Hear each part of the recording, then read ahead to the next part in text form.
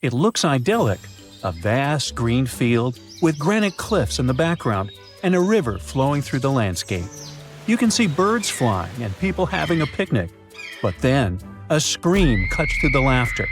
No, you're not watching some horror movie. This is what happened to a visitor who found a severed hand in Yosemite National Park. Running into crime scenes in national parks is unfortunately more common than you think. Yosemite, for example, holds a record of police investigations, making it the second most dangerous park in the U.S. Not only that, but this is also a pretty huge place, bigger than some countries like Samoa or Luxembourg. You can see why this is an ideal place for you to become a missing person photo on a milk carton. Out of everyone who went missing in Yosemite, Patricia Marie Hicks' case is, I think, the most disturbing one. Remember the hand I mentioned? Well, it was found in 1983 on Summit Meadow by a visitor. The police tried to find more clues about this crime evidence, but the case eventually went cold. In 1988, a skull was discovered, but again, the case got stuck. It was only in 2021, with the help of a genetic genealogy test, that the police finally confirmed this was indeed the remains of Patricia, a woman who had been missing since 1982. However, not every missing person leaves a trace. This is the case of Sandra Jensen Hughes, last seen in July 2020. Sandra was camping alone in the nearby Sierra National Forest when she crashed her vehicle. Passers-by offered help, but for some uncanny reason, she refused it. This was the last time anyone ever saw her. All her stuff was still at her campsite, except for her sleeping bag, found 2.5 miles north of where she crashed her car. Sandra is not the only person still being searched by the police. In fact, there are more than 30 cold cases of missing people in Yosemite alone, including a guy who separated from his group in 2011 at the top of Upper Yosemite Falls, a man who has been missing since 1972, and even a guy who vanished 116 years ago. In most cases, people disappear in circumstances less grim than the one involving Patricia Hicks, for example, but it doesn't make these cases less tragic. So what are the reasons why people go missing? First things first, Yosemite Park is the home to 9 waterfalls, including the biggest one in North America, standing at nearly 2,500 feet. Many people like to visit it to go fishing, kayaking, and hiking. However, the water stream velocity increases near waterfalls, and falling from a waterfall is not a Woody Woodpecker experience. You'll find yourself stuck in a powerful whirlpool or have an unpleasant meeting with rocks, most possibly a smashing one. Another natural reason may be that Central California is prone to extreme storms, which can make the river rise suddenly and even form waterspouts. One more famous attraction in Yosemite National Park are the mountains. There are more than 10 popular sites with heights that range from 4,000 feet to 10,850 feet. Some mountains are so tall, climbers must spend the night in a makeshift camp halfway up the granite wall. It is quite popular, and even though you need a special permit for these types of rock climbing, you don't need to be a pro to climb smaller mountains. This explains why so many people get hurt falling from tall places. Besides, rock climbing causes permanent damage to the mountains, and the valley is prone to rock falls. Now, if you're like me and are terrified of climbing, the second best option is hiking, which just so happens to be the #1 reason people fall in the first place. The hikes in Yosemite are some of the hardest hikes in California, and you can bet even an experienced hiker can make a mistake and get lost. In 2024, for example, the body of a former park ranger and pro hiker, Kirk S. Thomas Olson, was found after he tried to venture along an especially complicated trail. 20-year-old Grace Roloff also lost her life in 2024 after slipping and falling while descending Half Dome's climbing cables during a sudden thunderstorm. And finally, animals. About 300 distinct species live in Yosemite, and guess what? Wild animals are not your pets. If you're unlucky, you might wander into a mountain lion den, which is already bad enough, given that these animals are the type that silently stalk their prey. Not a fun way to go. But the ones you really should be afraid of are black bears. They usually only eat tall grass and berries, but they will break into your car, tent, or lodge if they smell food. And unlike mountain lions, black bears are not afraid of humans. Now, the National Park Service makes it clear that rescue is not a certainty and that you must be prepared to get yourself out of whatever trouble you got yourself into. But how do I do that, you might ask? Well, here are some pro tips to avoid getting caught in a tight spot. First, try not to do solo trips. If you really want to have a me time, then let others know about your plans, like all of them. Most of those people went missing because their families didn't know about their plans. Secondly, always pack an emergency supply bag with stuff like a flashlight, compass, knife, multi-tool, paracord, and a thermal blanket.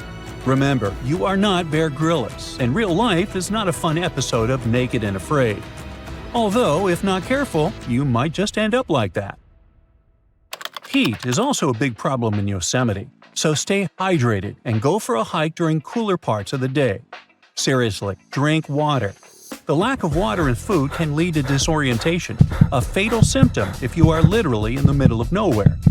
But I'm visiting Yosemite during the winter. Well, one more reason to keep your water and food levels up, because you burn more calories when hiking in the snow. Survival expert Jesse Krebs also recommends always bringing a whistle with you if you need to call for help, especially if you haven't planned your trip well, which is a huge mistake. Wilderness is not a place for much improv, I'm afraid. Now, when it comes to hikes, some are so steep they require a cable route to help hikers. If the cables are down for some reason, avoid these areas. And do not rely on the internet or phone services to communicate with others if you find yourself in danger, because the connection in parks is usually not particularly good. Oh, and don't feed or engage with wildlife. I know bears are friendly shaped, but unfortunately, they are not your friends. Learn how to safely store your food so wild animals don't bother your camp, and do not feed them. Fail to comply, and the park might give you a $5,000 fine. Also, be careful of where and how you drive. Car crashes are the second most common reason why people need medical assistance in national parks. So use tire chains during icy periods, wear your seatbelts, and don't go driving around like you're Dominic Toretto. And just in case I didn't stress this enough, watch out for the weather. Not just because water streams are dangerous, but also because lightning is a common occurrence in Yosemite. A lightning bolt may not strike you, but it may strike a tree, causing a fire or making it fall. A thunderstorm may trigger rock slides or make a climb slippery, like it happened to Grace Roloff. And finally, be careful with strangers, okay? Remember, stranger equals danger, etc. Well, that surely was fun, light, and not terrifying at all, right? Well, hopefully now you'll be wary of strangers, nature, and everything in between. Stay safe, be smart about it, and enjoy the park. 47-year-old Kenny Veach told his family he was going hiking for 2 days. His destination? The Mojave Desert. The man wanted to revisit a cave he had discovered during one of his previous hikes. But that was the last time anyone had seen Kenny Veach. A helicopter and over 30 search and rescue teams came back empty. The hiker was nowhere to be found. Was the mysterious M Cave behind his disappearance? The oddest thing about Kenny's case is the fact that he was a seasoned hiker. He often went on solo trips to explore deserts in California and Nevada. The man was an ultralight hiker. That meant he brought only the most basic of supplies: water, food, and a tent. That's all. But this was enough for several days of camping in the desert. Kenny would rarely bring a GPS device with him. He didn't even bother to pack a compass or a map. Some would call him reckless, but he managed to get back home every single time. Kenny wasn't shy either. He had a YouTube channel where he regularly posted his adventures. He named his channel Snakebit McGee because he picked up snakes wherever he went. But Kenny also had another habit. He went into every cave he found in the desert. Now, he didn't post many videos. Kenny mostly used YouTube to comment on other people's adventures. In a comment from June 2014, The man revealed that he had discovered a mysterious M-shaped cave. It was located in the Sheep Mountains of North Las Vegas. Kenny's description of the cave is where the weird part of the story begins. He spotted it while hiking and noticed the cave had an interesting entrance. It was shaped like a perfect letter M. Kenny went up to it, but something didn't seem right. He reported that his body started to shake as he approached the cave. The vibrations were so strong near the entrance that Kenny turned back. In his own words, he was scared for his life. It must have really been something if it frightened an experienced trekker. Kenny had an impressive track record. He had been hiking for 20 years. He explored caves other people were too afraid to even enter. Once, he was bitten by a rattlesnake and had to spend a week in the hospital. On his journeys, the man found skulls of all shapes and sizes, as well as old animal traps. Kenny slept on mountain peaks under the stars. One time, he hurt his leg on a mountaintop. He had to walk 20 miles back to his truck. It was 100 degrees Fahrenheit that day, and Kenny had 1 cup of water to keep him going. Kenny Veach was a true survivalist. But this one cave was a mystery to him. He admitted that he was totally unprepared that day. He had the tools to open a can, but not to fight the mysterious force that took over his body. But Kenny wasn't a quitter. He made plans to return to the M cave, and this time, he was gonna be ready. He did so several months later, but much better equipped. But the trip turned out to be a bust. He recorded a video, but couldn't find the cave. Was that it? Was the brave explorer finally going to quit? Not by a long shot. His followers on social media wanted him to solve the mystery. So he went out into the desert for the 3rd time. He planned a short, overnight trip, but nobody ever saw him again. After 2 days, his family alerted the authorities. They quickly launched a search for the missing man. Now we come to the weird part. In one of his videos, Kenny stood in front of an abandoned mine shaft. This is where he briefed the viewers on the mission. Rescue teams reached this point and found Kenny's phone. This was 10 days into the search, but the trail soon went cold. The rescuers feared the worst. They decided to send a camera down the shaft, but didn't find anything. For a full month, no one had any idea where Kenny was. And then, the mystery deepened. An unknown woman came forward online. She claimed to be the missing man's girlfriend. The mysterious woman told the story of how she went with Kenny on hour-long hikes. She urged hikers to use GPS not to get lost. And then, a claim that shocked social media users. The woman believed Kenny's disappearance wasn't an accident. She revealed that her alleged boyfriend had some serious issues. Apparently, he had quit his job a year prior to his disappearance. Did Kenny Veach really trek into the desert to take his own life? People weren't convinced. Kenny's daughter believed her father just had an accident. In her words, he was a survivor. Was the mysterious M cave responsible for his disappearance? Did he find someone or something he shouldn't have found there? The questions linger, and so did the theories among the online community. Fellow hikers and YouTubers were determined to find the M cave. This would solve Kenny Veach's mysterious disappearance once and for all. In 2021, one hiker got lucky. He claimed to have found the secretive M cave. For safety reasons, the man couldn't reveal his exact location.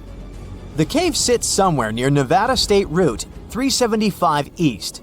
The entrance to the cave really looked like an oversized letter M, just like Veach described it. But the shape is too hard to notice from ground level. Only when you look at it from above is the M shape visible.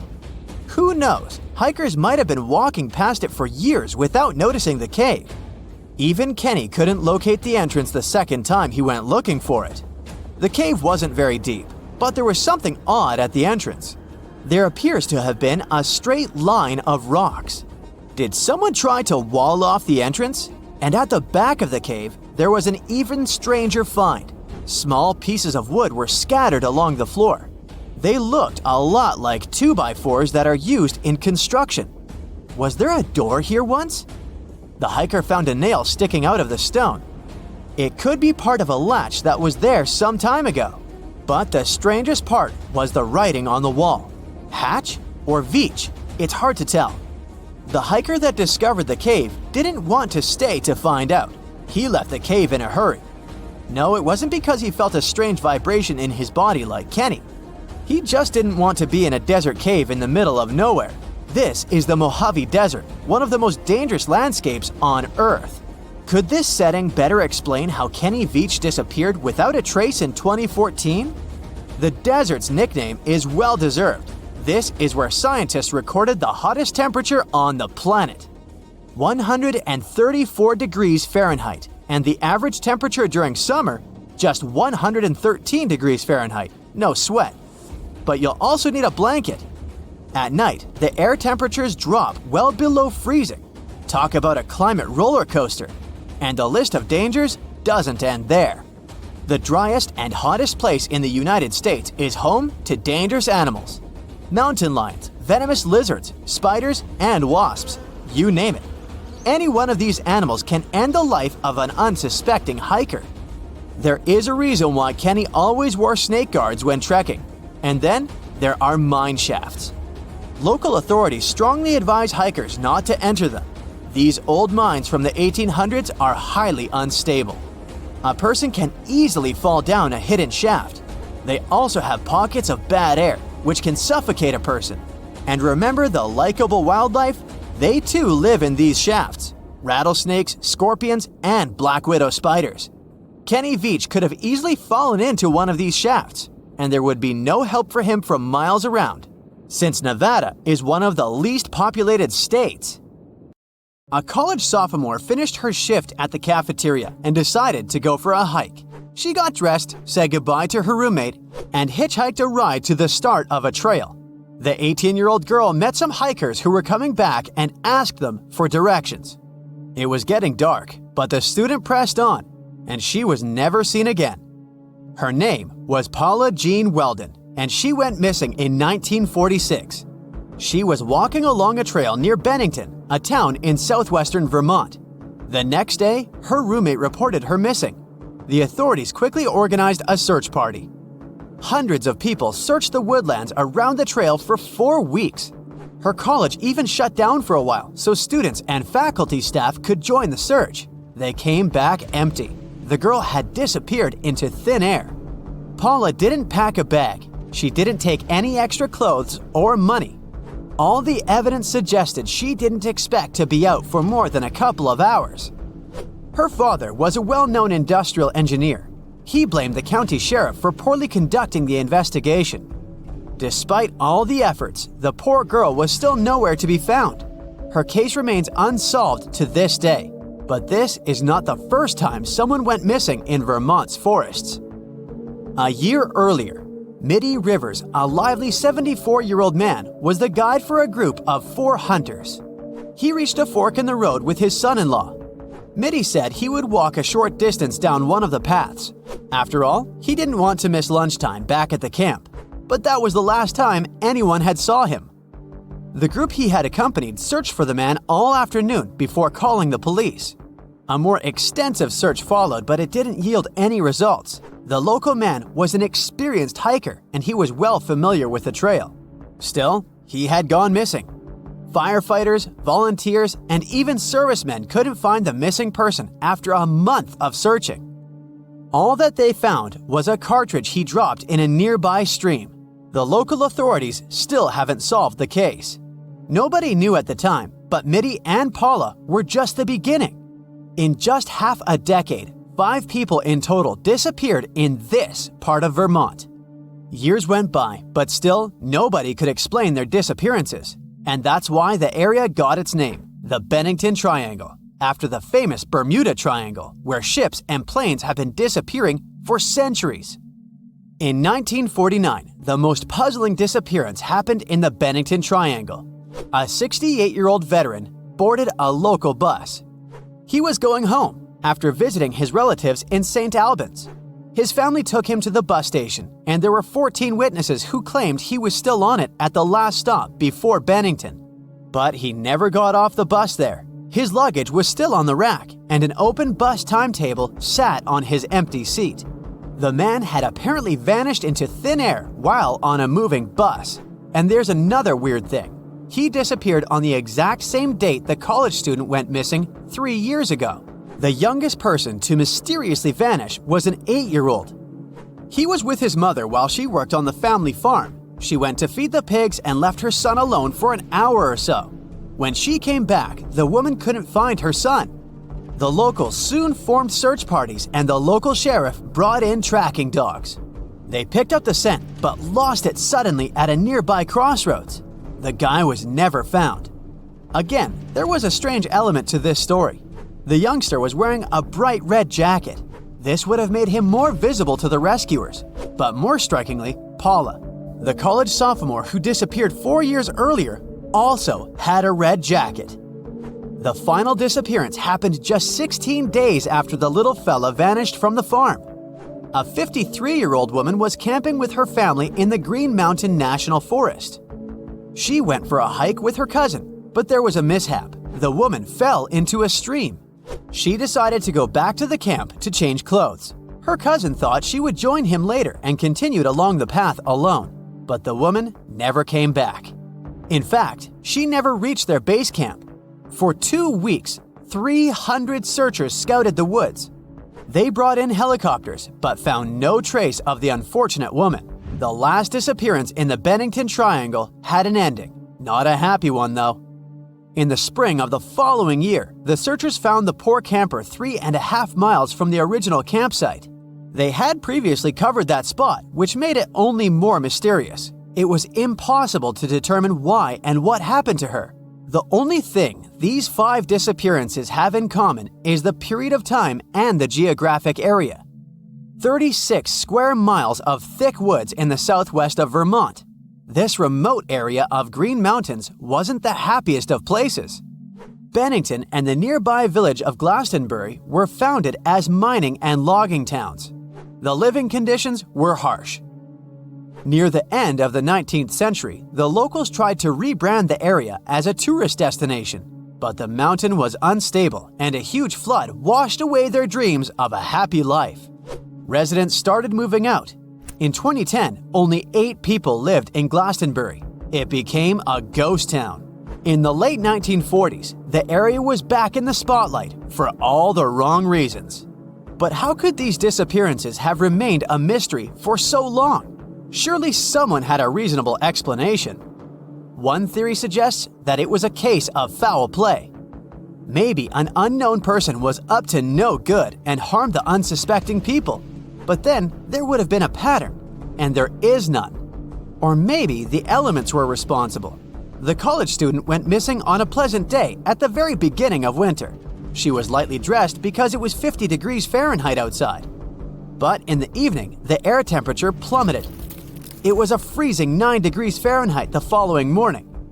In this part of Vermont, the weather is quite unpredictable. It can get really windy, especially in winter.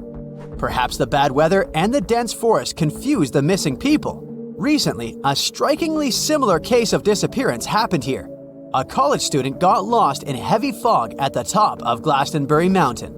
When he didn't return home, his fiancée called the police. State troopers immediately went out to look for him, but it was too dark and foggy to see anything. Luckily, they found him the next morning. He got lost because of the thick fog. He managed to find his way back to the trail only after the weather conditions improved. This story had a happy ending. But could this incident explain what happened to the people who disappeared over 70 years ago? The mountains around Bennington are full of abandoned mine shafts, a reminder of the town's history. A hiker lost in fog could easily fall into one of these wells. They could have no way of getting out. The area is so remote that no one would ever find them. The second danger are wild animals. Black bears are native to New England. Local hiking clubs advise visitors to store their food in special boxes, not to attract bears. The Green Mountain National Forest sits in the middle of the Bennington Triangle. Today, this popular recreation area is within a day's drive of 70 million people. People come here to camp, hike, and ride mountain bikes. But do all of them know about the 5 mysterious disappearances? I guess I wouldn't dare venture into this remote patch of Vermont's wilderness now. The SCP Foundation is a secret organization that has one goal: to secure, contain, and protect the world from bizarre creatures and objects. The secret bases of this organization are hidden all over the world, and each of them contains scary, dangerous, harmless, miraculous, and simply crazy objects. And now, you'll see some of the weirdest. Object SCP-410. This is a colony of 14 individual beetles, similar to Scarabaeus of different colors, from light blue to dark emerald. At first glance, they look like ordinary insects, but soon you notice that these bugs don't feed on leaves, larvae, and other food. They eat mistakes in a text. What? Put a paper with some text containing spelling or grammar mistakes and syntactic errors inside the terrarium with object SCP-410. The bugs run up to misspelled words or punctuation errors and eat them. 20 minutes later, the beetles secrete corrected letters or words from their bodies. This way, they completely edit the text. One member of SCP-410 can eat about 25,000 errors per day. The beetles can live without incorrect texts for about 2 days. Then they fall into a state of hibernation. To revive them, you need to put a text containing at least 50 errors next to them. Object SCP-2157 is a mysterious 200 square foot piece of land found in a forest in Japan. People are standing in different poses on this territory. 20 men and 21 women. They're all of different weights and heights. Their feet are on the ground, and their faces are turned to the west. People react to external stimuli. They blink, flinch, and get scared. And still, they're standing there, motionless like trees. They start screaming if somebody tries to lift them off the ground. But soil analysis has shown that SCP-2157 objects have no physical connection to the land. Their feet are in no way connected to the soil. A body scan has shown some earth inside their stomach. As soon as an SCP Foundation employee enters their territory, the people turn their heads in their direction and just stare at them. As soon as the outsider leaves, the people start looking to the west again. Monitoring of this object continues. Object SCP-621. It's hypnotic tulips. They look like ordinary tulips, but have bioluminescence. They get energy and other nutrients from the water and glow purple, blue, or green. This glow has a hypnotic effect on people and all nearby living beings. Bees, for example, start pollinating only these flowers, ignoring all other plants, which speeds up the reproduction of the tulips. Herbivores and other natural enemies avoid SCP-621. All this makes tulips a rapidly spreading species. While growing, SCP-621 takes all the nutrients from other plants growing nearby. It depletes the soil and consumes a lot of water. Under the influence of SCP-621, a person tends to take care of the plants and do everything to make them live as long as possible. For example, owners of large fields only take care of the tulips and ignore the rest of their farmlands under the influence of the glow. Oh God, oh God. Thus, tulips can spread until they capture all territories, and people will treat them with love because of their hypnotic effect. Therefore, it's crucial to keep tulips in an isolated greenhouse. Employees of the SCP Foundation water them every day and don't allow them to get out of the area. Object SCP-2559-J. While conducting research in one of the laboratories, a scientist accidentally opened a portal to another dimension. Little kittens began to come out of this portal in an endless stream. There's an infinitely huge world of kittens on the other side. If you pick up one of them, it will turn out to be an ordinary little kitty. The portal is located deep underground. It's not yet known how to close it. As a person approaches the doorway, they find themselves under the influence of cute kittens. Now, they're falling out into our reality at a rate of 3 kittens per second. SCP-999 is a large moving mass of transparent orange slime. It looks like jelly and has the viscosity of peanut butter. The shape and size of the creature are constantly changing. The object's surface is covered with a thin, flexible membrane that prevents the mass from spreading in different directions. It's a friendly creature that likes to play with people. So cute. It jumps on a person, hugs them, and makes gurgling sounds. SCP-999 emits a pleasant and constantly changing odor. It can be the smell of bacon, or fresh bedding, or roses. Touching SCP-999 causes euphoria that increases with the duration of contact. After that, a person experiences happiness for a long time. The object likes to completely envelop people and tickle them from head to heels. Object SCP-831 is a colony of unknown insects, similar in appearance and properties to ordinary termites. They feed on cellulose and water with sucrose. One termite lives from 25 to 40 days. The colony should remain in an empty, bright room under constant supervision. The walls and floor in the room should be made of high-strength steel. Employees should pour water with nutrients on the floor to maintain the life of these termites. You can only enter the room in a protective suit. When the termites get access to any object, they begin to use it to make the most primitive tools. For example, if you put a pencil in a room, termites will extract graphite and use the wooden body to create chips or something else. If you constantly feed it, the colony will grow and multiply. It will use primitive tools to create modern technologies. These termites know the properties of all substances and understand how to use them to create inventions. With the help of knowledge of the laws of physics and chemistry, and using wood and graphite from the pencil, in a few days, termites can create a primitive steam engine.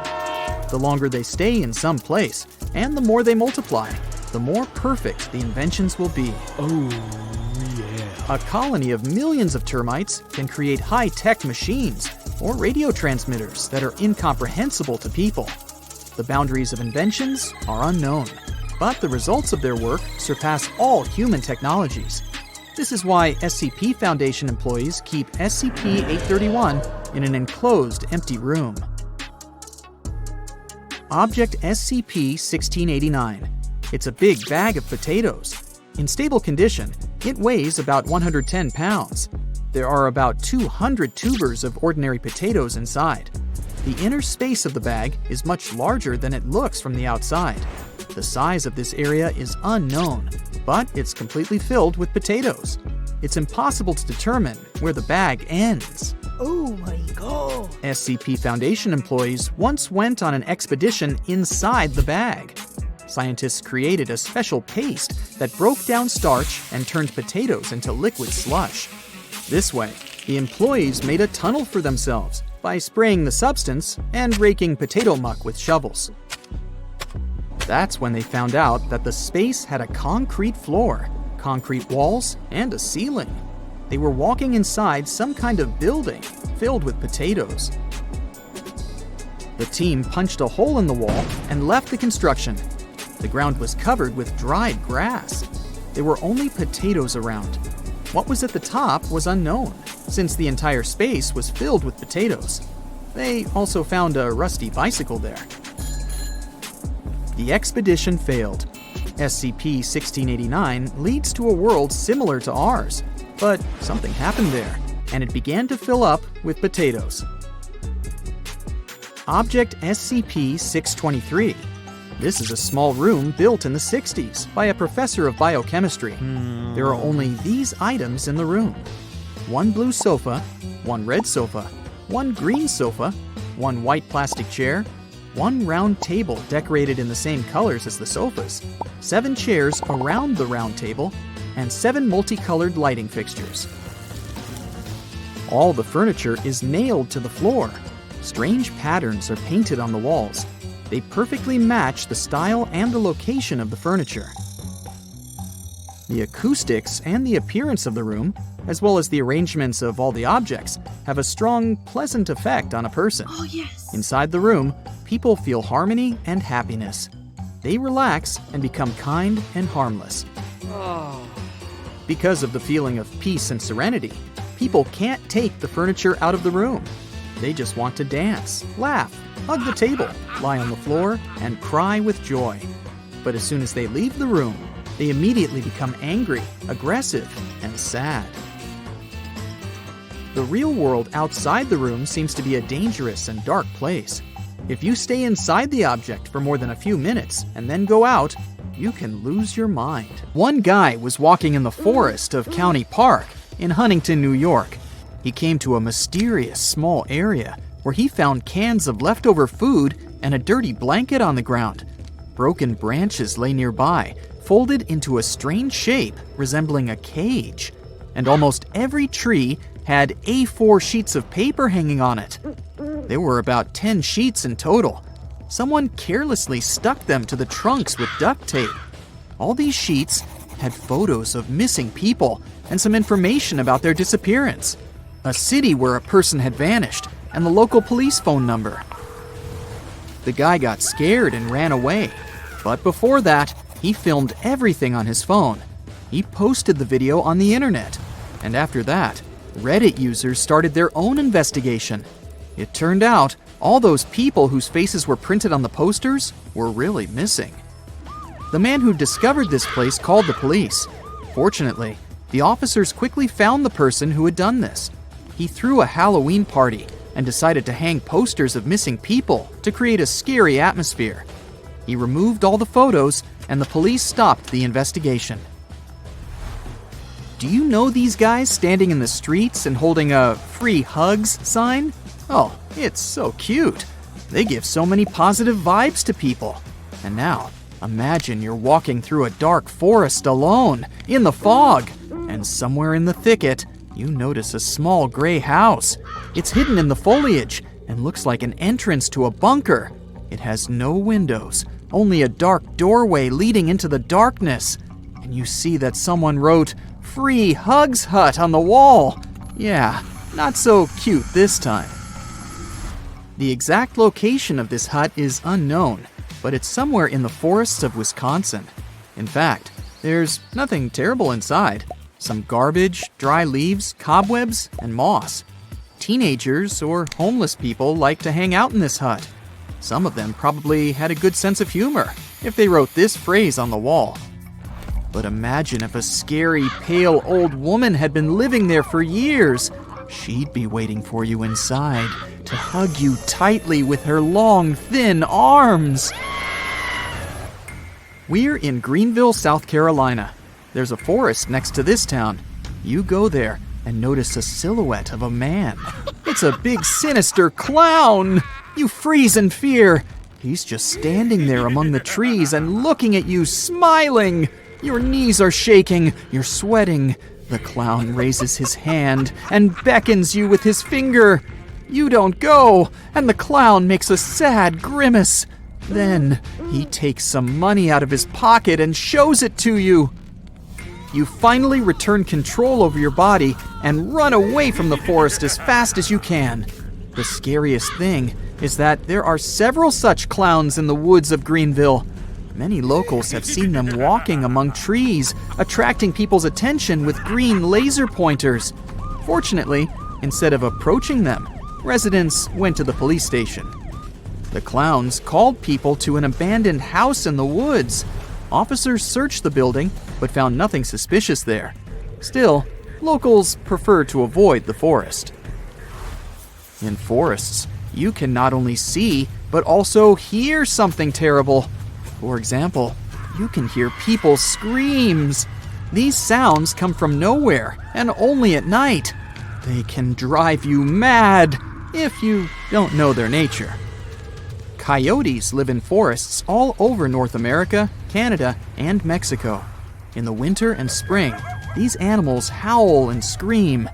Even if one coyote does it, it may seem that several of them have surrounded you. This illusion occurs because there are many different sounds in the forest. Birds, animals, the sound of falling rain, all this mixes with the coyotes howling, and it may seem to you that these animals are everywhere. Also, coyotes can change the tones of their voices and sound like people. Now let's forget about creepy things and find something beautiful in the woods. You're in a wide green clearing surrounded by a dense forest. You approach the thicket and see a hole in it. It's not a huge hollow, but a perfectly round passage. It looks like a portal to a magical land, and it's the creation of a famous Finnish artist named Antti Laitinen. He carefully cut the leaves and branches of the surrounding trees to create the perfect circle. He called it Broken Landscape. Besides this hole, the artist has many other unique works. He almost always deals with nature. He has created similar small circles resembling suns in the dense branches of leafless trees. You don't need to travel all over the world to see them. You can find photos of almost all of the artist's works on the internet. Let's move to the green forests of Scotland. Walking among trees and bushes, you can come across human figures. They stand motionless and faceless and reflect everything around them, quite literally. The famous Scottish sculptor Rob Mulholland made these statues out of plexiglass. This is a special kind of glass that reflects light like a mirror. 6 sculptures make up a large vestige installation. Each figure is in a different pose. They reflect trees, bushes, and grass, merging with the forest. In summer, when everything is blooming, the figures are beautiful. But in early spring or late autumn, they reflect nothing but grayness and lifelessness, which makes them look pretty creepy. The sculptor wanted to show a trace of people who lived in the forests many years ago, when humanity was more connected to nature. At that time, survival strongly depended on the state of forests and harvests, and these statues show this unity with the woods. There's a stunning forest in the south of Japan. There are no strange things there. It's weird by itself. If you look at the forest from a height, you'll see that the trees there grow in concentric circles. There are several of them. The closer to the center of this area, the closer the trees are standing to each other. In the outer row, the trees don't grow densely. The whole area resembles mysterious circular patterns in fields all over the world. But this is not a natural anomaly, but the result of human intervention. In 1973, people planted trees so that they created 10 concentric circles. The main idea of this experiment was to find out how cedars could grow in such circular conditions. The researchers called this place experimental forestry. Surprisingly, the trees began to grow in a convex shape, symmetrically fanning out. This proved that the size of the gaps between the trees greatly affected their growth. Initially, the scientists planned to cut the trees down after the experiment was over, but the place became very popular with tourists. People love to walk along these trails and take beautiful pictures using drones. The next strange finding is in the US. This is Vashon Highway, surrounded by a large forest. In its thicket, you can find an unusual tree with a rusty red bicycle inside its trunk. It looks like it grew into the trunk and became a part of it. Only the handlebars and one of the wheels stick out of the bark. The bike got into this tree in the 50s. One young guy received it as a present for his birthday, but he didn't like its handlebars and rugged wheels, so he just left this present near a bush and never came back for it. The bush turned out to be a young tree. With time, its trunk expanded and grew around the iron body of the bicycle.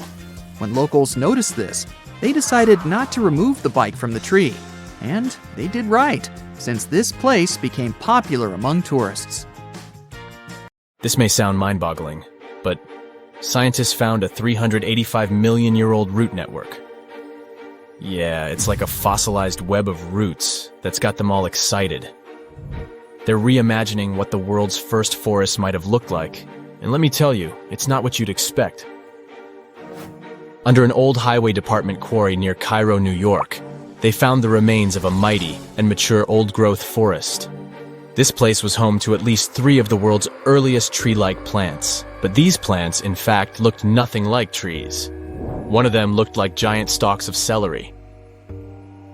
The second type resembled pine trees with hairy fern-like fronds for leaves.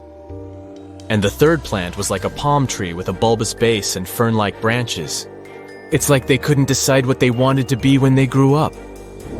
But here's the kicker. These primordial trees were quite old and large, so they weren't packed densely together. They were relatively scattered across a floodplain that ebbed and flowed with the seasons. And even though dry periods were a regular part of the cycle, these tree-like plants thrived in semi-arid conditions. Their roots had adapted to the possibility of short-term flooding, which is confusing because they're not supposed to survive in those conditions. But wait, it gets even weirder. Other trees in the area came more prepared for bouts of water scarcity. There were extinct pine tree-like plants with deeper root systems that could spread 36 feet wide and 23 feet deep. These guys were more advanced than the fern-like trees and had true leaves that could photosynthesize. It's like they were showing off or something. So why did the fern-like trees dominate prehistoric deltas, while the pine-like trees dominated the floodplains? It's like they didn't even care about setting up near rivers or water sources that could carry their genes farther afield. Maybe they were just rebels without a cause, doing their own thing and not caring what anyone else thought. In any case, this finding has got evolutionary ecologists all excited. They're saying that the earliest trees could colonize a range of environments and weren't limited to wet areas. Who knew trees were so versatile? You've just moved to the Romanian city of Cluj-Napoca to make a startup, but you still have no idea what kind of horror will happen to you. In this city, you meet new people, and they tell you the story of the mysterious Hoia Baciu forest located to the west of the city. They say it's the country's scariest place, and locals call it the Bermuda Triangle of Transylvania. After the meeting, you decide to check out of this place.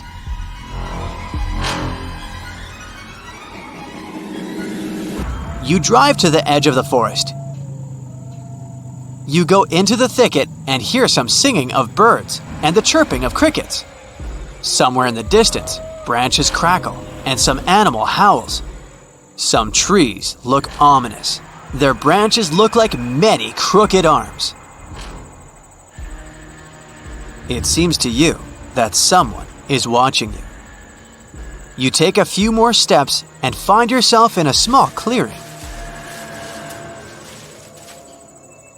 This is a perfect circle with grass, but no trees are growing here for some reason. You hear a moan from above. You look up and see a bright light within the trees. It gets brighter and brighter. And you lose consciousness. You're walking through the forest. It's already dark.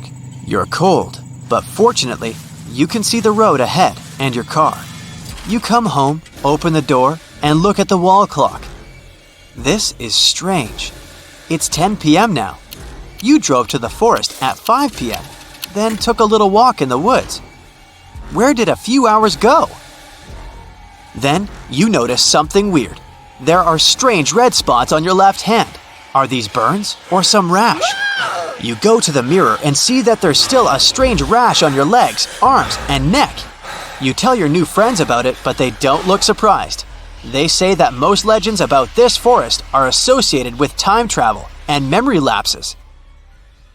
Some say that they don't remember how they spent several hours in the forest and what they did there. Others talk about a strange rash on their hands. There are legends that the ghosts of lost people wander there, and some flying objects often visit this place. Someone said they had heard an ominous whisper in the forest and seen flying heads without bodies. The most famous legend says about a 5-year-old girl who disappeared in the forest. Rescuers and locals searched for her in the woods for several weeks, but found nothing. Then, a few years later, the girl came out of the forest alive and well, but the strangest thing is that she hadn't aged at all. She remained the same 5-year-old girl. After that, people began to think there was a time portal in the forest. If someone gets there, they'll find themselves in the future. It can be several hours or several years. Another myth is about a biologist who photographed the local fauna in the forest. He was taking photos of flowers and trees and caught on camera a strange object that flew in the sky. After that, people were sure that beings of extraterrestrial civilizations visited the forest. In the 15th century, a woman also disappeared there. But 500 years later, she came out of the forest completely healthy. Of course, it's unlikely that she was that woman. But a coin dated to the 1600s was found in her pocket. All these stories, as well as reports about phantoms, are rumors and myths. No one has yet been able to prove that the forest is really the center of paranormal activity. But if you decide to visit this place, ask local farmers who live near the forest to share some stories with you. Perhaps they'll tell you something more creepy and truthful.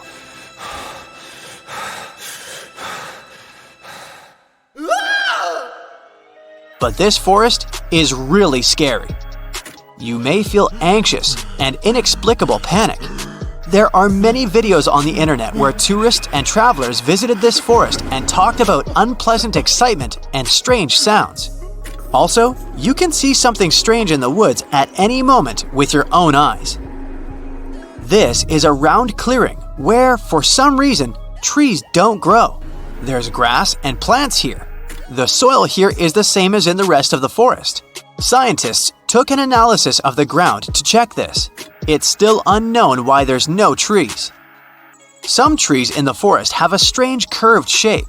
It's unclear what made them grow this way, but they look creepy. You can take a walk in the forest and check how true the legends about it are. But don't be afraid, you won't be alone. The Hoia Baciu Forest is one of Romania's most popular tourist destinations. Every year, thousands of fans of mystical riddles come here to test their nerves. But even if you don't find anything mystical in the forest, you will definitely enjoy the city. Externally, it's a beautiful city with cozy European architecture. But go inside the buildings and you'll see modern stylish bars and cafes.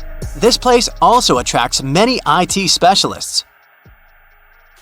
You've probably heard of forests where some guy decorated all the trees with sinister dolls. But all this will seem like fun toys compared to what one guy found in County Park in Huntington, New York. He was walking in the forest and came to a small clearing. There, many trees had attached photos with images of people who were missing, just a person's face with his name, date, and place of disappearance. The guy recorded this place on video and posted it on the internet. The video became popular on Reddit. Its users discovered that all these people from photos went missing in different states. None of them were found alive. After such a terrible walk, the guy called the police. Soon, they found out that one local hung these photos on trees during a Halloween party. At the request of the police, he removed all the pictures. The case was closed. Imagine, you're lost in the woods. You've been walking in the forest for several hours. You tie your scarf to a tree branch and walk further along the narrow path. Half an hour later, you come to the tree with the scarf. You've never turned left or right. But why are you walking in circles then? The answer is a round forest. There's nothing mystical here, but it still attracts the attention of many tourists. The forest grows in the south of Japan. If you look at it from a bird's eye view, you'll see that trees grow in a circle, forming several layers. The closer to the center of this circle, the closer the trees are placed to each other. It resembles mysterious circular patterns in fields worldwide, but there's nothing fantastic here. No spaceships from another planet, and no natural anomaly made this, but people. In 1973, people planted trees in the shape of 10 concentric circles. It was an experiment that showed how cedars would grow in such unusual conditions. The trees began to grow in a convex shape, symmetrically fanning out. This proved that the size of the gaps between the trees affects their growth. Initially, according to the plan, people had to cut down trees, but the place became popular among tourists. Its photo quickly spread throughout the internet, so people decided to leave it untouched. You can also visit this forest and take beautiful drone shots. 50 ships and 20 airplanes have gone missing. Many people have disappeared, and mysterious forces might have... Oh wait, the wrong script. This Bermuda Triangle is located in Transylvania. My bad. So, once upon a time in the heart of Transylvania, there was a mysterious place that people named the Bermuda Triangle of Transylvania. Look at these twisted trees and their tangled undergrowth. It seems like some evil creature may appear from behind a tree at any moment. There might even be ghosts and mysterious creatures that came from space, as stories said. The forest became so popular in the 1960s when a man was chilling there on a warm August afternoon with his girlfriend and a couple of friends. Suddenly, his girlfriend pointed at something unusual in the sky. A man came closer to the spot where she was standing and, to his surprise, saw it too. It was a weird silver disc shining in the sky. He quickly pulled out his camera and took 4 photos before the creepy object bolted away. The object was there for a mere 2 minutes, but the man developed his film and the picture ended up being published in local papers. Many people were skeptical about this. They claimed that those were most likely some weather balloons that looked like a spaceship because they were photographed in odd lighting.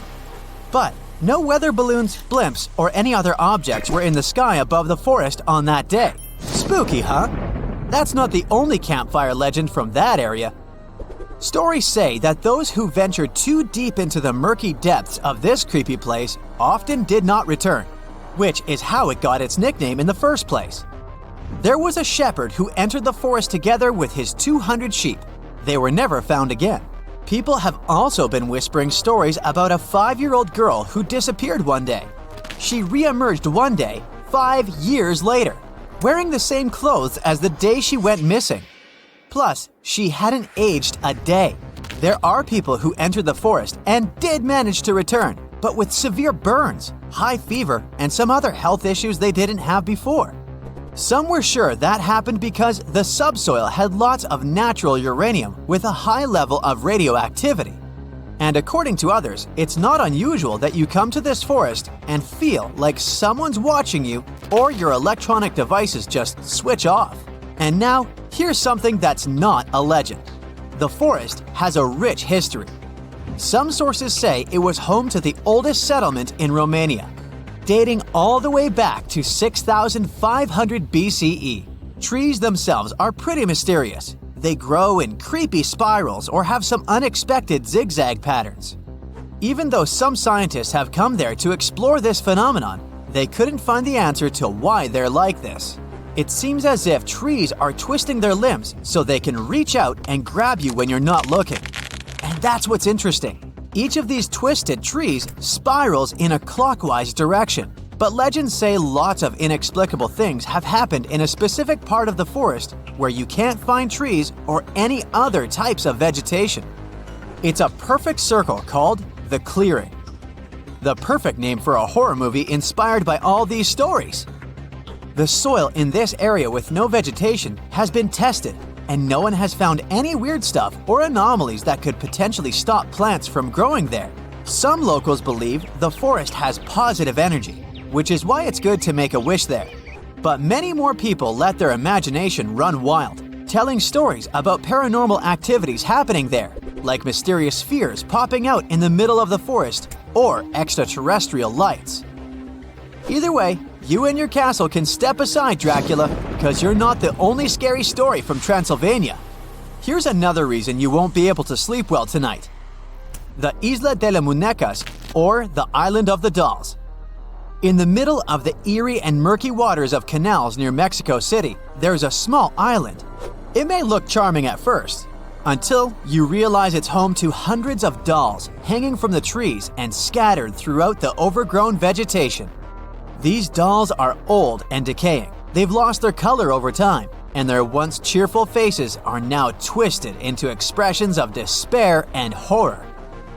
There is a sad story behind this disturbing place. It says the island used to be home to a reclusive man who left his family more than 50 years ago to live alone on the island. He started obsessively collecting dolls that were lost in the canal. The story says he even traded products he grew to locals to get more dolls. The man didn't clean these dolls nor show any interest in fixing them. He would just decorate his island with them regardless of the state in which he found them. Even those that looked good ended up ruined due to winds and rain. They weren't just outside. His cabin was full of these scary dolls too. Many people were terrified of this place, claiming it was cursed. But others believed the dolls safeguarded the island. Moving to the suburbs of North London, where you can find the mysterious Highgate Cemetery. It's definitely not a typical resting place for the dearly departed. This cemetery has so many peculiar graves, including those of Karl Marx and Douglas Adams. But that's not what draws visitors to its gates. People come there because of the legends claiming that this place is haunted by all sorts of spooky creatures, including vampires.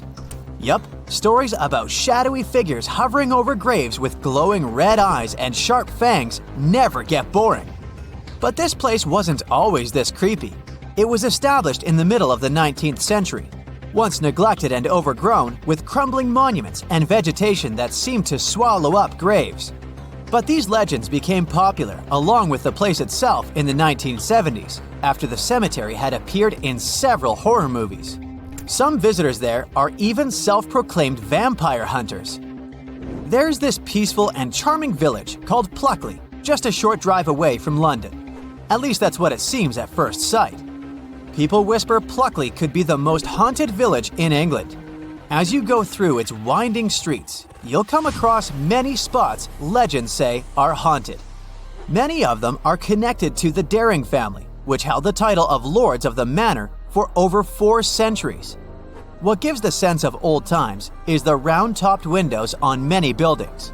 Legend has it, hundreds of years ago, Lord Daring escaped when his enemies captured him. He jumped through one of these windows head first.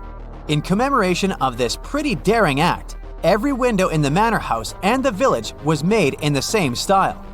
Even though the manor house burned down in 1951, the legacy of Lord Daring's escape lives on in the charming village of Pluckley. Some say Pluckley is surrounded by the so-called Screaming Wood. There are many legends about paranormal events that have occurred there. There are nice walking trails in this wood, but to be honest, I'd only be brave enough to hit them during the day. And how about the Crooked Forest? It's in Poland, and it consists of 400 pine trees whose trunks take a sharp 90-degree turn and then become weirdly curved, like the letter J. Someone planted them in the early 1930s, but it's still not completely clear how all these trees got the same curve. One scientist said this looked like a typical response to gravity. Plants have a special mechanism that allows them to reorient themselves when the stem is horizontal to gravity. So, these trees may have been grown this way for making boats or furniture. Of course, human imagination goes way beyond science, so many tried to explain the existence of these trees with stories of spirits that possess these trees or mysterious creatures from space that made them this way. Okay, I'm on. Let me just grab my popcorn. Are we really by ourselves in the universe? It's a daunting question that's been haunting us for centuries. No wonder scientists have tried to come up with all sorts of ideas as to why. One of the strangest theories concerning our lack of contact with other life forms is named the dark forest theory. Let's start small. Well, sort of. We'll focus on our Milky Way for now to better understand this theory. Our cosmic neighborhood is a galactic wonderland, sprinkled with 200 billion twinkling stars and maybe around 100 billion planets. So let's get hypothetical for a moment and say a tiny part of those habitats hosts life.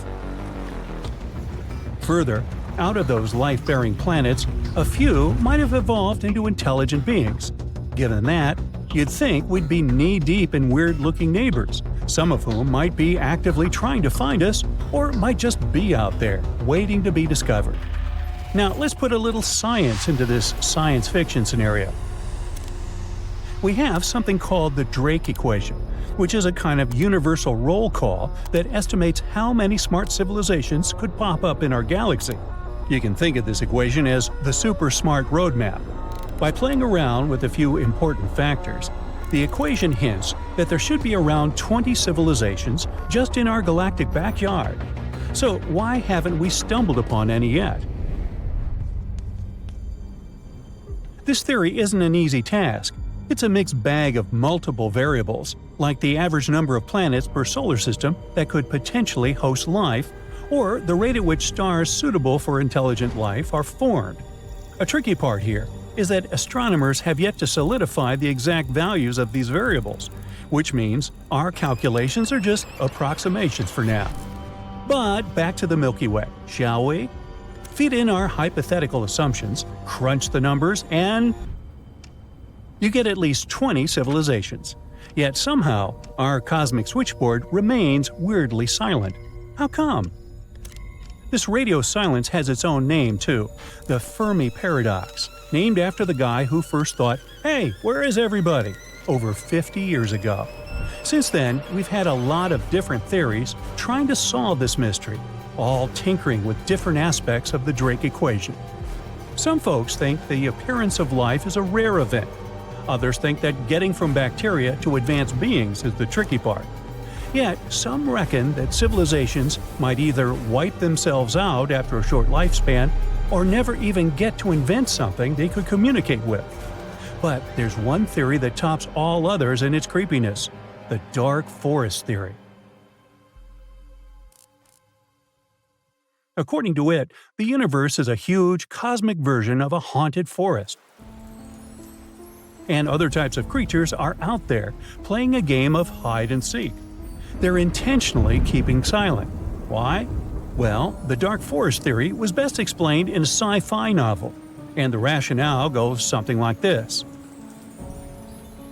For starters, every life form wants to stay alive. I'll buy that. If we go with that assumption, it's impossible to be sure whether other life forms might harm you if they get the chance. So, the safest bet is to take them out before they find the right time to do the same to you. Frankly speaking, it's the universe's version of the survival of the fittest. In this scenario, making contact with others becomes the most dangerous game, as it could lead to your location being traced and you being wiped out. How human. This results in everyone keeping quiet, a kind of universal shush, where every civilization tries to hide in utter cosmic silence. But hey, is this just an idea good for a thrilling novel, or does it have some real-world implications? Well, the theory was suggested by scientist David Brin as a possible explanation for the lack of radio evidence for non-Earth-like life. He went as far as imagining it would be robots that would do the dirty work of wiping out civilizations. But how realistic is this theory anyway? Well, it doesn't require us to assume a lot of stuff about the behavior of all foreign civilizations. Just one advanced race behaving this way could explain our observed reality. And it might explain why we've not picked up any advanced radio chatter despite a century of eavesdropping.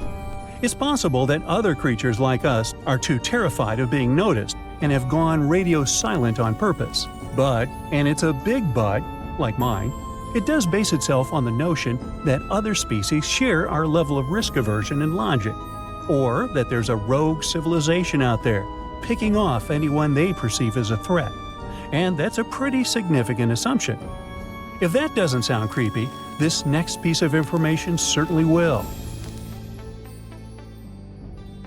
For about a century now, we've been shouting our existence into the cosmos. If this theory proves to be correct, every other civilization within 100 light-years of us might be getting our signals and knowing exactly where we are. And if we have reasons to hide from them, as suggested by some like Stephen Hawking, we might already be in trouble. But what if this theory isn't true? What if, sooner than we'd like to imagine, weird galactic creatures will indeed try to reach us? The truth is, most of us wouldn't even know what to do. Hey, let's not get over ourselves. In fact, some scientists are tackling this issue head-on. For the first time since the 1980s, specialists are trying to cook up a how-to guide for when we inevitably bump into cosmic neighbors. For instance, some researchers believe we've got to do more than just worry about how these life forms could shake up our world. If they send any type of radio signals down here, we've got to think about our reply. What are we going to say? Hey, we're humans. Nice to meet you. Absolutely not. We've got to do better than that. See, the only plan we've had till now came from a rough blueprint dating from 1989. This guide is a bit wishy-washy on what to do when the entire world gets the outer worldly text. Mostly it says, hey, let's share the news with everyone. But then what? If we confirm it's legit, officials will need to ask the United Nations for advice. But hey, does the United Nations even have a plan? Maybe, who knows? We've been doing loads of space exploring lately. Some say we've stumbled upon water on Mars. Others are sure we've spotted some planets that could be twins to Earth. So, the idea of finding life elsewhere isn't that far-fetched.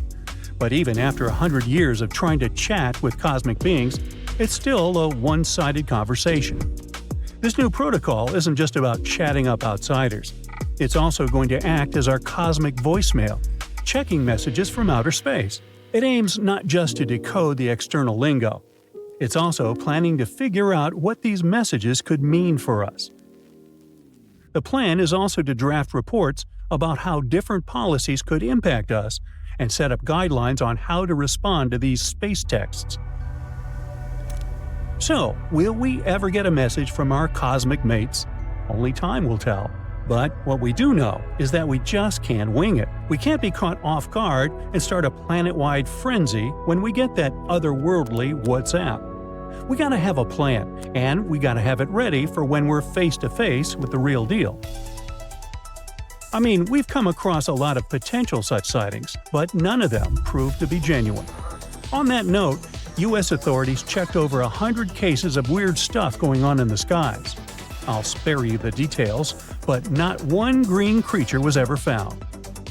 More like drones and similar stuff floating around.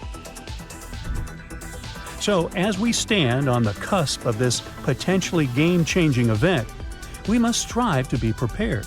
Whether our intergalactic neighbors drop us a text tomorrow or centuries from now, we need a plan. After all, this could change everything we know about our universe and our place within it. From the tiniest ants to the mightiest galaxies, why do things work the way they do? If we imagine the universe as a giant puzzle, we already found some important pieces: electromagnetism, gravity, tiny particles, and so on.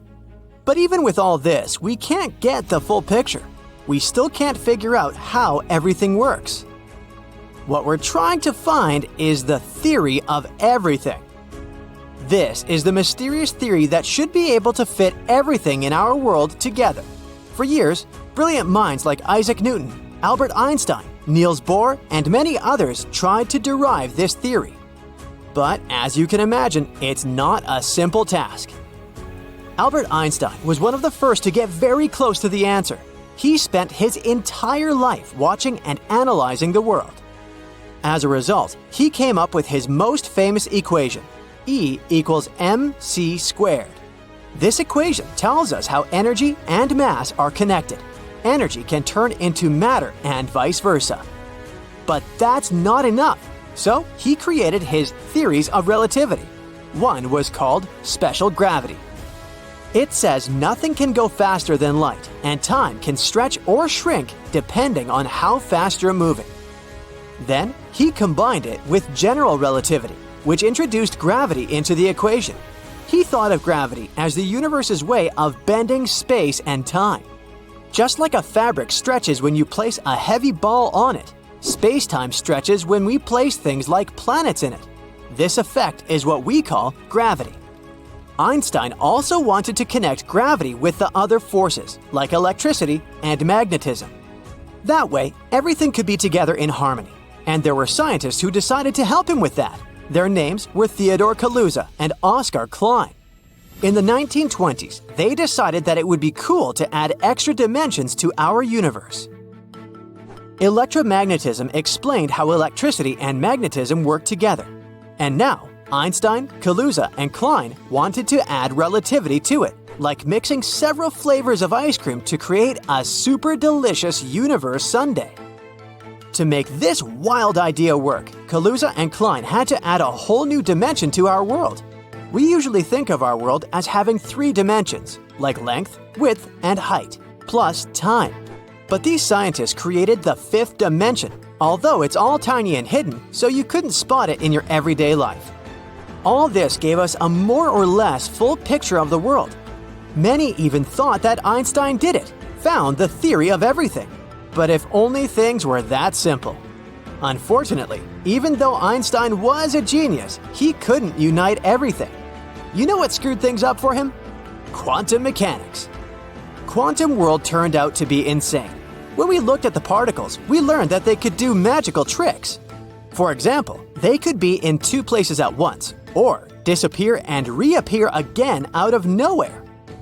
Einstein couldn't explain that. He wanted things to be logical and predictable, like knowing exactly where a particle is and how fast it's going. But quantum mechanics showed that our world is much more complicated, weird, and random than what we thought.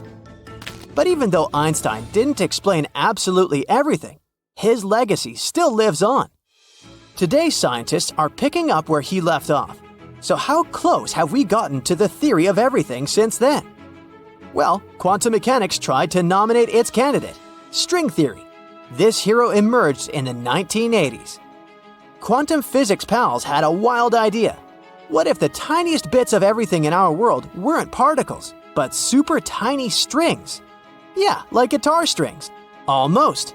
They look like little dots to us, which is why we see them as tiny particles. But if we looked at them under the best microscope ever, they would look like little loops. In that case, everything in the universe is made up of these little vibrating strings. Just like different notes on a guitar string make different sounds, these tiny strings can vibrate in different ways. And each way they vibrate creates a different particle. One note might give us a particle we call an electron. Another vibration could be a particle like a photon, and so on. But there is another cool idea that string theory suggests. It suggests that our universe has more than just the usual 3 dimensions we can see, like up, down, left, right, and forward and backwards. What if there are extra hidden dimensions that these strings can wiggle in? And theorists say that they might be up to 10 or even 11 of these dimensions. At first, everyone thought that this was it. This could be the theory of everything. But, just like in the movies, when everyone thinks that they've defeated the villain, more problems pop up. String theory didn't fit the universe's rules discovered by Einstein. This is the last piece of the puzzle they've been trying to find for many years. If string theory supporters figure out how to connect their ideas with Einstein's theories of relativity, they'll finally be able to explain all the things ever. And they made some attempts. String theory began to divide into many branches.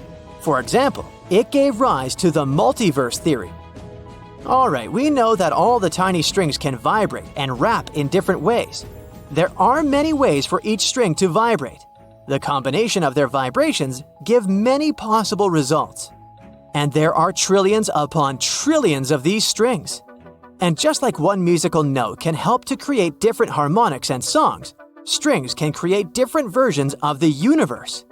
Each version might represent a universe with its own set of physical laws and properties. You probably heard about the parallel worlds. Well, it's a real scientific concept. The multiverse theory says that our world isn't the only one. There's an infinite number of universes and their number is constantly growing. Let's say you're baking cookies. In one universe, you make chocolate chip cookies. In another universe, you make oatmeal raisin cookies. And yet, in another universe, you make them with peanut butter. Even for such a small decision, there are a lot of parallel worlds. Something like this is very hard to even imagine. And these are only those universes that are similar to ours, where identical copies of us live. Some universes might be completely different. They might have different constants of nature, like the strength of gravity or the speed of light. They might have things that we can't even think about. Of course, this is just another theory. There's still a big debate about it in the world. It's a fascinating idea, but there's no way for us to test it with our current technologies. These universes, even if they exist, are way beyond our reach. One of them is called M-theory. It was proposed in the 90s by an awesome scientist, Edward Witten. M-theory is like a super advanced version of string theory. Just like in regular string theory, it suggests that everything in the universe is made up of tiny vibrating strings. But M-theory says that these strings aren't the only things out there. There are also things called branes, short for membranes. Imagine these branes like sheets or surfaces that exist in higher dimensions. We can't see them, but they can interact with the strings in interesting ways. M theory was basically juggling other theories, trying to solve the problem in everything. It tried to unite every version of string theory into one big idea, and also combine all this with Einstein's ideas somehow. It also high-fived Stephen Hawking's ideas about black holes along the way. But even with M theory, we're not at the finish line. No matter how hard we try, we still can't explain absolutely everything. The biggest problem is trying to unite relativity with quantum mechanics. So far, no one could do this. These were our attempts to come up with a theory of everything so far. Will we be able to derive it one day? Who knows? There are many tricky pieces still missing, but we keep learning and creating new tools to explore our world. And maybe one day, we'll finally find out the answer. When you think of theme parks, you normally imagine laughter and fun times. But once they're closed and abandoned, now that's a whole different story. Let's take a look at some of them. You decide to take a trip to New Orleans to visit Six Flags. When you arrive there, you discover the theme park is deserted. The sign that says "Closed for Storm" is still standing. You're feeling adventurous, so you let yourself pass the crackling gates. Is it chilly in here, or is it just me? You walk past a swimming pool, and it looks like there's someone in there. You get closer and, oh no, it's an alligator. Better run and leave that thing alone. You keep exploring the site. The park took inspiration from the city's French architecture, but today the buildings are dirty, the windows are all shattered, and there are unusual items everywhere. Say, what is this vintage rollerblade doing here? The park closed during the hurricane, and it was left standing under 7 feet of water. No wonder the metal rides are all rusty now. This carousel doesn't look too inviting to me. We'll have to come back another time. Hey, at least you got some cool-looking pictures, right? Let's make this next one even more exciting. Imagine you plan to visit Data Park at night. Somewhere in the countryside of Belgium, you'll find a creepy theme park derelict from many years ago. You have nothing with you but the floodlight on your phone. You see the entrance of a bridge and start to make your way across. The bridge sways and creaks. Just FYI, you are crossing one of the longest hanging bridges in Europe. You made it through. Whew. The surrounding woods are terrifying, and several deserted attractions start popping up along the way. The forest has taken this twirling swing set. This huge slide would probably break if you tried to use it now. The park is in terrible condition. No wonder they closed it down due to security reasons. Best to leave it now and come back in the daylight. Your next stop is Wonderland Eurasia, also known as Anka Park in Turkey. The theme park opened in March 2019 but closed shortly after. Once inside the gigantic complex, you stumble upon what looks like an empty warehouse but ends up being an indoor roller coaster. Everything was left intact and is as good as new. You even take a quick sit on one of the roller coaster carts, perfectly lined up for the next ride. If you're feeling really adventurous, you can walk on the rails of the indoor coaster. Just be careful not to fall down. Oh, over there are the Flintstones. It's almost like a childhood deja vu here in the youngsters section of the park. On the horizon, you see what looks like the Jurassic World and decide to check it out. There are neglected statues of huge T-Rexes and fake skeletons of dinosaurs lying across the floor. Unlike the other derelict parks, everything here is new, which makes it all the more strange. Nara Dreamland was meant to be Japan's Disney World, but the project failed over time. Today, it's inhabited by moist ivies and strange birds. To get in, you'll pass a drawbridge and head into a pastel-colored castle. Your heart might beat faster than usual when you pass a fog-covered roller coaster. Was that meant to be the Matterhorn? Yup. Everything about this place says you shouldn't be there. Tossed on the park's floor, you'll see reels of tickets and misconfigured stuffed animals. How about walking into an empty diner? It's bizarre how the tables and stools are still in place. Strolling through what was once a gift shop, you'll see empty shelves and an old-school cash machine. I'd say you better leave before anything comes out of here. Now, if I say Joyland, What do you imagine? The name says it all, right? But if you decide to visit Joyland today, I bet you'll have a very chilling time. Down in Wichita, Kansas, you'll find a once famous but now empty theme park filled with eerie sights. A pale blue slide in the middle of a forest? Check. Empty warehouses straight out of a horror movie? Check. A wacky shack that looks truly wacky? You bet. But if you visit it on a good sunny day, I'd say the park is weird but still has some beauty. Joyland was built in the late 1940s. It carries a vintage aura that goes well with the neglected atmosphere. Hey, look at this rusty yellow Ferris wheel with a stripped ticket box in front. I dare say it's almost charming. The Magic Harbor Amusement Park is not that magical after all. Just outside of Myrtle Beach, South Carolina, you'll find an old theme park left to nature. Here, bumper cars are not bumping anymore. If you get into a hedge maze, you'll probably never find your way out of it. I'm not sure what you'll see running around amongst the rusty rides, so good luck if you're planning a visit. If you're looking for somewhere to cool down on a hot and sunny afternoon, how about Disney's River Country? Just kidding. You're definitely not going to want to get in the water there. The park was built in the 1970s and closed in 2001. Pay a visit to the Whitewater Rapids on foot instead of floating down the fake river. You'll have about 330 feet to stroll along a very bumpy pathway. Maybe you'll see hanging tires that served as swing sets out in the bay. You can even try zip lining if you trust the cable. To add a little more creepy to this story, the park was closed down due to a dangerous bacteria that thrived in warm bodies of water. Are you sure you don't fancy a swim?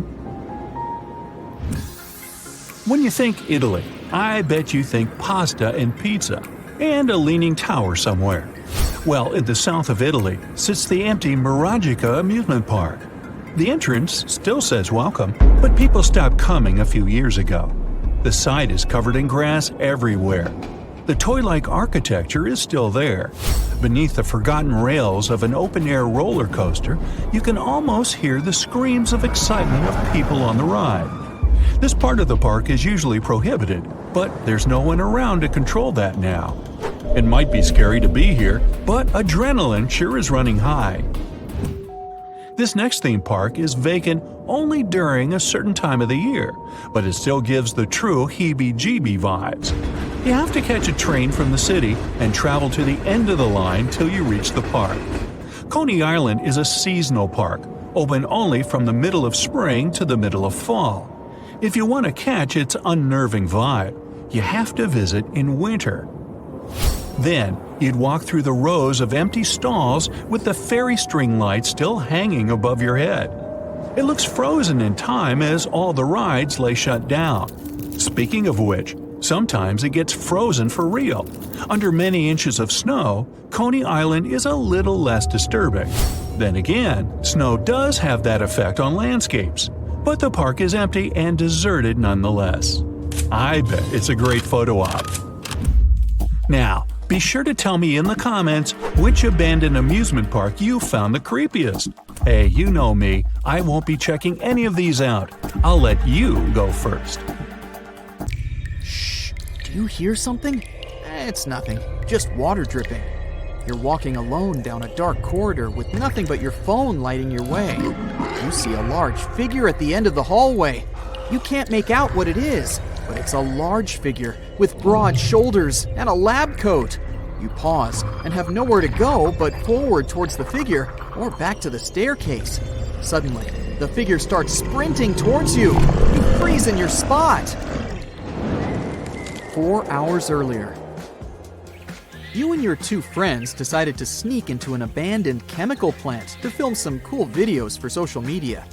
You were against the idea because it's creepy, but your friends insist that it will get many views and go viral. So you grab your bikes, flashlights, and some self-defensive gear and make your way there.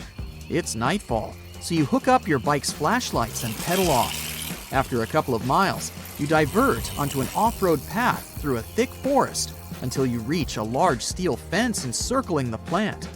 You and your friends have been here before, but you never went past the fence.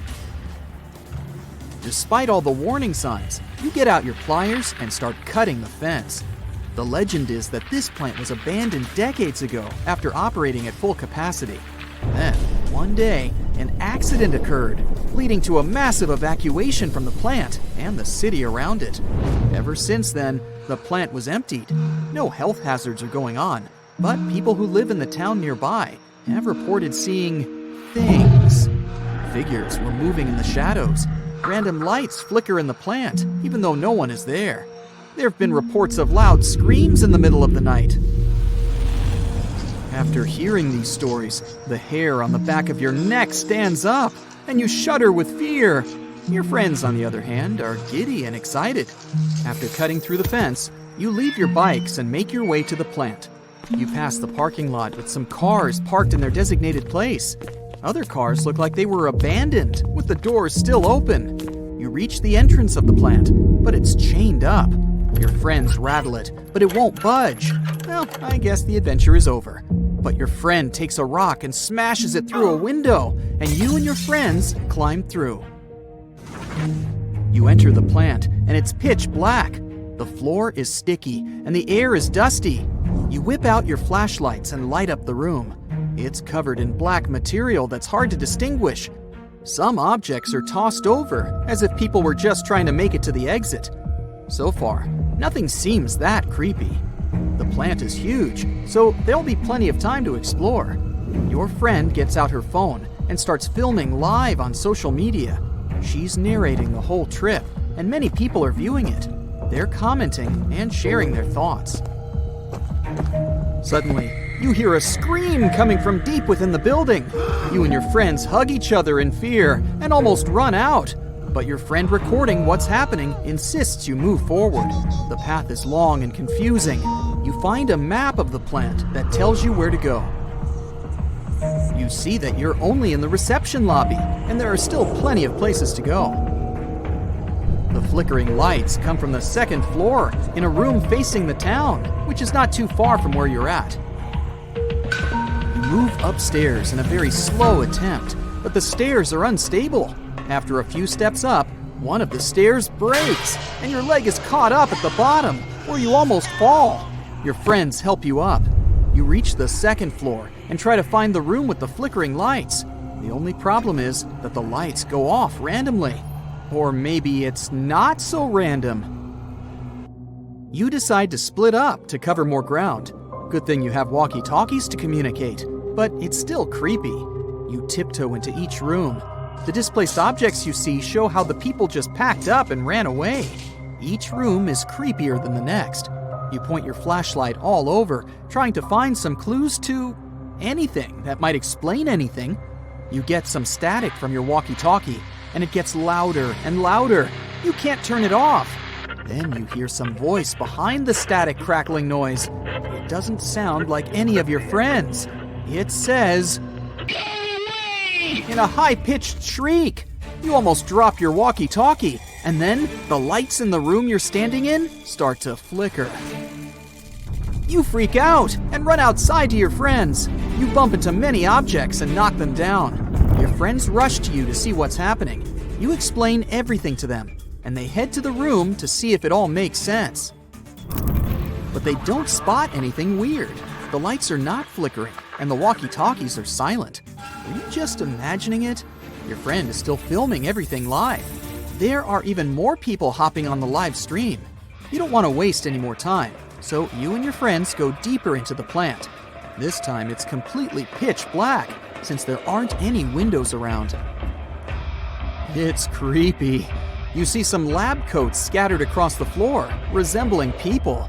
There are rooms on each side of the wall with machines and gizmos. Most of the rooms are locked and need a passcode to enter. The only problem is that the power's out. The batteries of your flashlight begin to give out, so you switch to lights on your phones. Your friend is still filming live, but as you go deeper, the signal cuts out. Even walkie-talkies don't work. It's very damp, and the room is echoing with creepy sounds. Each step resonates around the extended hallway, making it sound like someone is stalking you.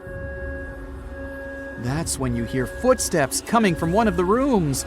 The legend says that there's a creature living here with extended arms, sharp teeth, and glowing red eyes. It wanders around the corridors, scratching the walls with its sharp claws. Some say it's lost and has been trying to find a way out, while others say it's a dog that found its way inside. Your friend records everything on her phone without going live to upload the footage later. Suddenly, you hear something you don't ever want to hear, scratching on the wall. You and your friends look at each other with your eyes popping out and run. You're again knocking over things and making a lot of noise. You reach a dead end. We're at the spot. You see the large figure with broad shoulders and what appears to be a lab coat. It starts racing towards you. You try all the doors in the hallway, and finally, one of them opens. You go inside and slam the door shut. The creature starts slamming on the door, trying to get in. You're recording this on your phone.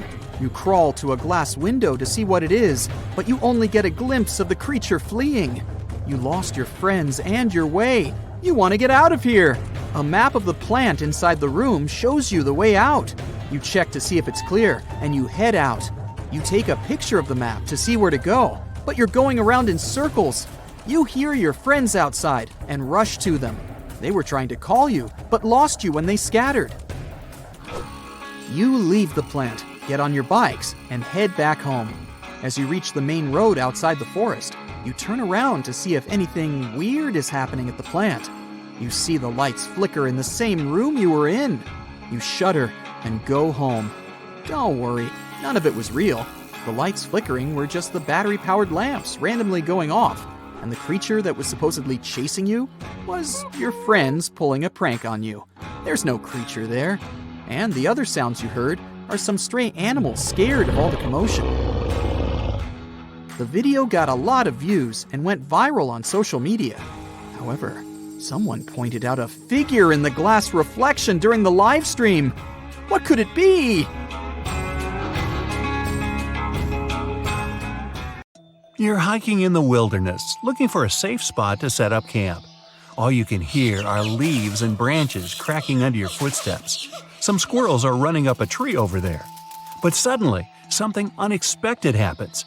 You notice something weird in the distance in between the trees. It kind of looks like a concrete structure of some sort. Weird.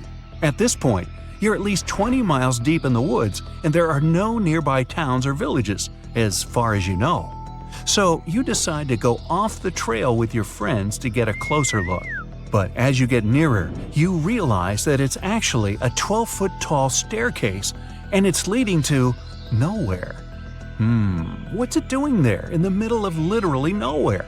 And it doesn't even lead to anything. You put on your Sherlock Holmes cap and investigate. So maybe there used to be an old house or mansion here that collapsed over the years, and the only thing left is this staircase. But weirdly enough, after circling the bizarre structure, you realize there's no trace of any ruins or even foundations. It's like someone just sliced a staircase off their house, cake style, and plopped it here for no reason. Okay. You and your friends aren't really into getting a whole lot closer. Something feels wrong. The longer you look at this weird structure, the more you feel a super creepy presence. Something tells you you should probably leave the area as fast as possible. You can't explain the feeling or take your eyes off the creepy staircase.